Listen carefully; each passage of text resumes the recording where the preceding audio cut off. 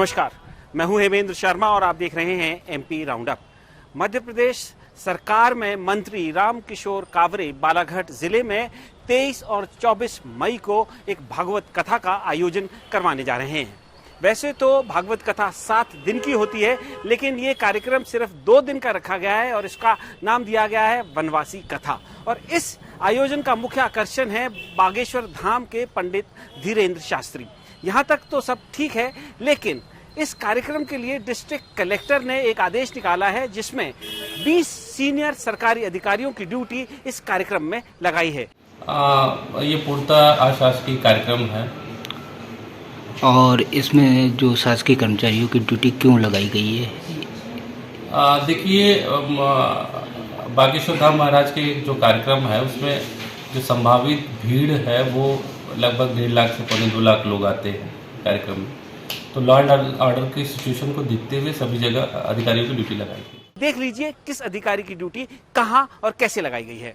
आयोजक एवं समन्वय समिति में है श्री DS रंदा, मुख्य कार्यपालन अधिकारी जिला पंचायत बालाघाट। इनके साथ हैं श्री तन्मय वशिष्ठ, अनुविभागीय अधिकारी बहियर, श्री ब्रजेंद्र रावत, डिप्टी कलेक्टर बालाघाट, श्री रितेश चौहान, मुख्य कार्यपालन अधिकारी जनपद पंचायत परसवाड़ा। कार्यक्रम स्थल, आवास स्थल, पार्किंग स्थल एवं भोजन स्थल पर सेक्टर मजिस्ट्रेट ड्यूटी आदेश जारी करने हेतु ड्यूटी लगी है श्री शिव गोविंद मरकाम, अपर कलेक्टर बालाघाट की, और साथ इनके हैं श्री ब्रजेंद्र रावत, डिप्टी कलेक्टर बालाघाट। अग्नि सुरक्षा बायो टॉयलेट समिति में है श्री अजय कुमार शर्मा, जो कि डिप्टी कलेक्टर एवं प्रभारी अधिकारी डूडा के हैं। श्री रवि कुमार गुप्ता, वो संभागीय यंत्री हैं। श्री निशांत श्रीवास्तव, मुख्य नगरपालिका अधिकारी नगर पालिका परिषद बालाघाट में पदस्थ है। श्री दिलीप बोहरे, अनुविभाग अधिकारी हैं बालाघाट के। और आयोजन स्थल पर चिकित्सा दल एवं एम्बुलेंस की व्यवस्था के लिए doctor Manoj Pandey, doctor Milind Chaudhary, doctor Varun Parate, doctor Shailesh Gopale, doctor Sunil Singh की ड्यूटी लगाई गई है। इसके साथ साथ प्रोटोकॉल समिति, ग्रीन रूम की व्यवस्था, वाहन हेतु VIP पास जारी करना, कार्यक्रम के विशिष्ट हेतु पास जारी करने के लिए ड्यूटी लगाई गई है श्री गोपाल सोनी की, ये SDM बालाघाट हैं। सुश्री दामिनी सिंह, श्रम पदाधिकारी बालाघाट हैं। श्री नितिन चौधरी, तहसीलदार हैं बालाघाट के। सुश्री वर्षा झारिया, ये तहसीलदार पारसवाड़ा हैं।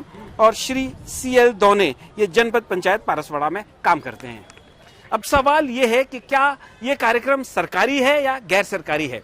क्या सरकार इस तरह के कार्यक्रम का आयोजन कर सकती है, और यदि नहीं कर सकती है तो डिस्ट्रिक्ट कलेक्टर ने किस हैसियत से सरकारी अधिकारियों की ड्यूटी इस कार्यक्रम में लगाई है?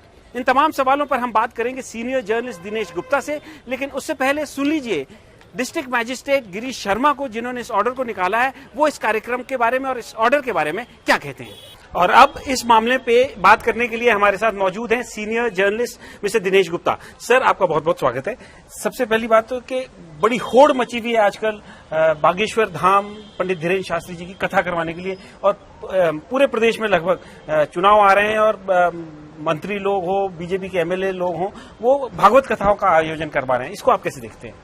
मध्य प्रदेश में तो माहौल ही इस वक्त ऐसा लगता है कि सरकार केवल जो है धार्मिक कथाओं के आयोजन के लिए लगी हुई है, बाकी तो कोई काम हो नहीं रहा। लॉ एंड ऑर्डर पर कोई वर्क नहीं हो रहा है। आप आम आदमी की शिकवे शिकायतें देखेंगे तो अधिकारियों को सुनने का समय नहीं है।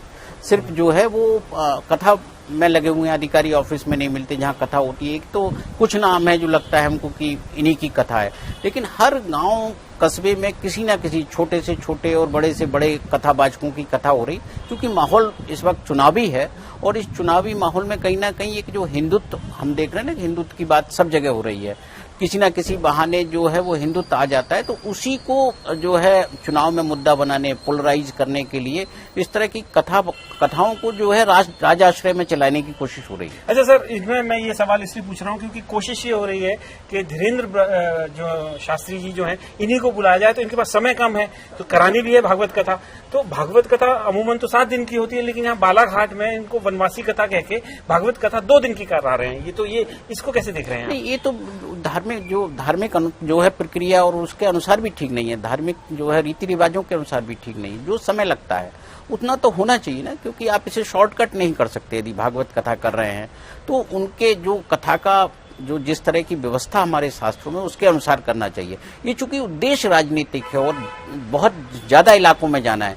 पिछले जो 2018 का चुनाव परिणाम देखेंगे ना, उससे आपको पता लग जाएगा कि कथावाचकों की इतनी व्यस्तता क्यों हो रही है और उन्हें कितने इलाकों में जाना है। क्योंकि जब 2013 में 170 सीटें भारतीय जनता पार्टी के पास थी, फिर 109 रह गई, तो आप सोचिए कितना बड़ा डिफरेंस है। इस डिफरेंस को पाटने के लिए आपके पास जो है एक पोलराइजेशन ही एकमात्र मुद्दा बचा हुआ है, और कहीं ना कहीं इसके जो टारगेट पर जो है वो महिला जो वोटर है वो एक उनके टारगेट पर है। अच्छा सर, इस पर्टिकुलर कथा के बारे में ये जो कलेक्टर है वहां के गिरीश शर्मा जी, ये कह रहे हैं, हमने उनसे पूछा कि ये कथा जो है पूरी तरह से अशासकीय है, गवर्नमेंट का इसमें कोई लेना देना नहीं, लेकिन फिर बावजूद उसके उन्होंने 20 सीनियर ऑफिसर्स को इस कथा के आयोजन में लगाया हुआ है। तो क्या ये मतलब गवर्नमेंट ऑफ इंडिया के जो रूल्स हैं, रेगुलेशंस हैं, सर्विस कंडक्ट रूल्स हैं, उसके खिलाफ है?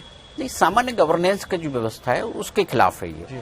आपका काम नहीं है कथा कराना, किसी प्रशासन का काम नहीं है ये। काम जो भी जो है आयोजक हैं उनका काम है, सुरक्षा व्यवस्था लगाना उनका काम है। केवल एक अनुमति ली जाती है प्रशासन से, प्रशासन को सूचना दी जाती है कि हम इस जगह कथा कर रहे हैं, ताकि उनकी जानकारी में रहे। प्रशासन को जहां लगता है कि ये संवेदनशील इलाका है, यहाँ कथा नहीं होना चाहिए, कई बार हम देखते हैं ना कि जुलूस जलसों पर रोक लगा दी जाती है कि इन संवेदनशील इलाकों से नहीं गुजरेंगे, उतना ही उनका रोल होता है। लेकिन राज आश्रय में जो है कथाएं या धार्मिक कार्यक्रम नहीं होते, उनका काम केवल जो है पुलिस का काम इतना होता है कि यदि आवश्यकता पड़ी तो वहां व्यवस्था बनाए। वैसे आजकल तो प्राइवेट सिक्योरिटी का अरेंजमेंट है, तो आयोजकों को खुद अपनी व्यवस्था बनाना चाहिए, अपने वॉलंटियर लगाना चाहिए, ना कि सरकारी खर्चे पे कथा कराना चाहिए। अच्छा सर, लेकिन इसमें तो कलेक्टर साहब ये भी कह रहे हैं कि भाई लॉ एंड ऑर्डर, क्योंकि यहाँ पे भारी मात्रा में लोगों के आने की उम्मीद है, लॉ एंड ऑर्डर की स्थिति उत्पन्न ना हो, इसलिए हमने senior administrative officers, police officers नहीं, एडमिनिस्ट्रेटिव ऑफिसर्स की वहां पे ड्यूटी लगाई है। देखिए, लॉ एंड ऑर्डर की स्थिति है तो फिर तो शायद मुझे उनको अनुमति नहीं देना चाहिए थी। जिसको वो नियंत्रित नहीं कर सकते तो ऐसे आयोजन की अनुमति क्यों देना?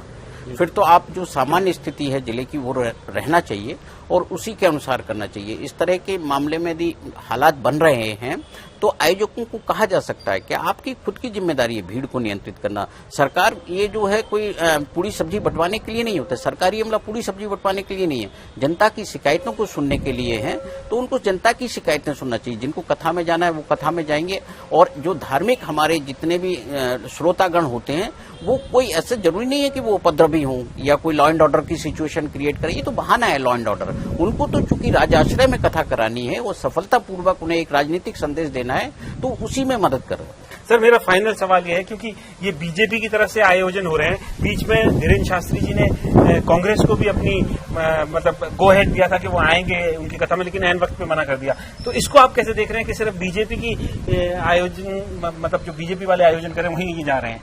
देखिए, कहीं ना कहीं एक हिडन एजेंडा तो पॉलिटिकल काम कर रहा है, और यदि पार्टी ने एक हिडन तौर पर किसी को हायर किया हुआ है या उसके लोग जुड़े हुए जो आयोजन करा रहे हैं, क्योंकि राजनीतिक लाभ के लिए ये तो सत्ता की लड़ाई है, सबसे ज्यादा डर किसमें होगा? सत्ताधारी दल में होगा। और उसका जो एजेंडा है, उसका जो हिडन एजेंडा है, वो कहीं ना कहीं इस तरह के कथावाचकों से मेल करता है उनका, चाहे वो हिंदुत्व का एजेंडा हो, चाहे और जो दूसरे मुद्दे हम देख रहे हैं ना, कर्नाटक में बजरंगबली आ गए हैं, तो ये जो एजेंडे हैं वो भारतीय जनता पार्टी को सूट करते हैं, कांग्रेस को तो सूट भी नहीं करते, इसलिए शायद बागेश्वर धाम भी जाना नहीं चाहिए। तो ये कांग्रेस पार्टी को शायद इस तरह का एजेंडा सूट नहीं कर रहा है, और भारतीय जनता पार्टी का एजेंडा है सत्ता की लड़ाई है, और सत्ता की लड़ाई में बागेश्वर धाम भारतीय जनता पार्टी की मदद करते हुए दिख रहे हैं। एमपी राउंडअप में आज सिर्फ इतना ही, कल फिर मुलाकात होगी, तब तक के लिए थैंक यू, गुड बाय।